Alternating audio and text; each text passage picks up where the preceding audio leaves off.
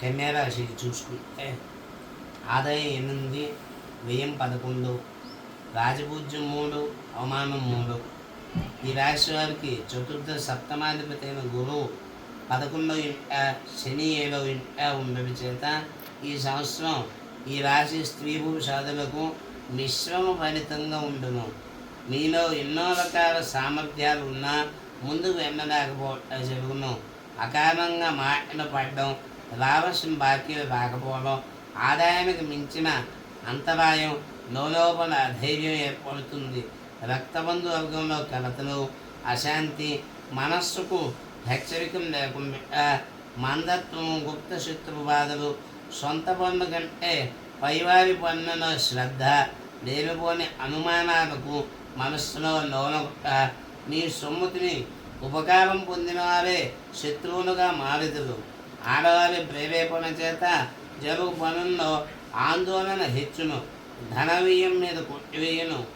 పుణ్యక్షేత్ర సంచారం, గృహ మార్పులు, ప్రయాణాల్లో ఒత్తిడి, ఔషధ సేవలు చేయుట, చోర భయము, సాంఘికంగా అపనిందలు, గౌరవాదుల్లో మార్పులు, ఏదో రూపంగా ధనం చేతికి అందుచు అనేక రకాలుగా సొమ్ము హారతి గర్భం వల్ల హరించును. శారీరక మానసిక బాధలు తప్పు. త్రిపుట వ్యసనాల ద్వారా ధన వ్యయం, వృధాగా కాలక్షేపం చేయుట, రాహు వల్ల కొన్ని విషయాల్లో ధైర్యంగా ముందుకు పోగలుగుతారు. మీ ధైర్య సాహసంలో మిమ్మల్ని సమస్యల నుండి రక్షిస్తాయి.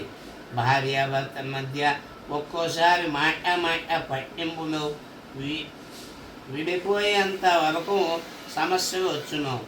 ఈ సంవత్సరం ఉద్యోగము మిశ్రమ ఫలితాలు ఉంటాయి. కొన్ని డిపార్ట్మెంట్ల వారికి బాగుండును, కొన్ని డిపార్ట్మెంట్ల వారికి అనుకూలత ఉండదు.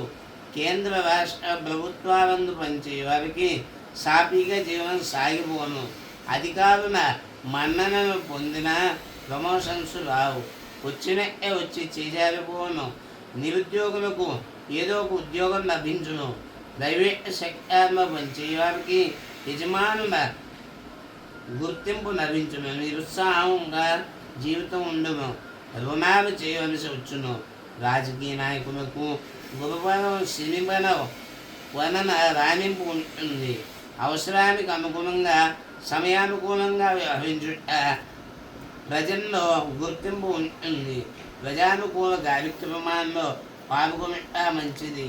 పార్టీ పరంగా మీ మంచితనాన్ని గుర్తించి మంచి భవిష్యత్తుని చేపడుతుంది. పార్టీలో ఏదో ఒక పదవి మీకు తప్పక లభిస్తుంది. కానీ ఎన్నికల ఎందుకు పోటీ చేసి విజయం లభించును. ధన వ్యయం అధికంగా ఉంటుంది. విద్యార్థులకు ఈ సంవత్సరం గురుబలం కారణంగా చదువుపై శ్రద్ధ ఉండటం చేత మంచి ర్యాంకు తెచ్చుకొని మంచి ఉద్యోగాల్లో మంచి పదవుల్లో ప్రతిష్ఠించదు. కొన్ని విజయాలు కూడా భారీగా దక్కించుకుంటారు. ఈ సంవత్సరం గురుడు 1వ ఇంట సంచారం చేత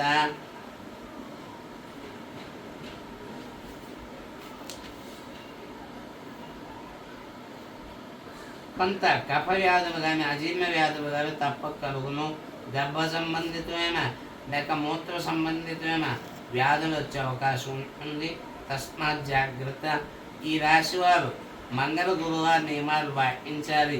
మీ గ్రామంలో ఉన్న శివాలయంలో ప్రదక్షిణాలు, రుద్రాభిషేకం చేయించుకొని శనికి జపాలు, హోమాలు చేయించిన మీకు ఉత్తమమైన ఫలితం సిద్ధిస్తుంది. ఇది ఈ సంవత్సరం కన్యారాశి వారి సమిష్టి గ్రహచార గోచార సంక్షిప్త ఫలం. ఒకవేళ మీ జాతకాలు మీ వద్ద ఉన్నా అవి మా వద్దకు తీసుకొని వచ్చినట్టయితే ఈ సంవత్సరం గోచార ఫలితాలు, మీ జన్మజాతక దశా ఫలితాలు అన్నీ మేళవించి ఒక ఖచ్చితమైన దృక్పథంగా మీకేం జరుగుతుందో నిర్దిష్టంగా చెప్పడం జరుగుతుంది. అదే మాదిరిగా దీనికి ఏ పరిష్కారం చేయాలో ఆ పరిష్కారాన్ని కూడా సూచించడం జరుగుతుంది. మీ దైవారాధన, మీ గురుభక్తే మిమ్మల్ని అడుగున కాపాడుతుంది.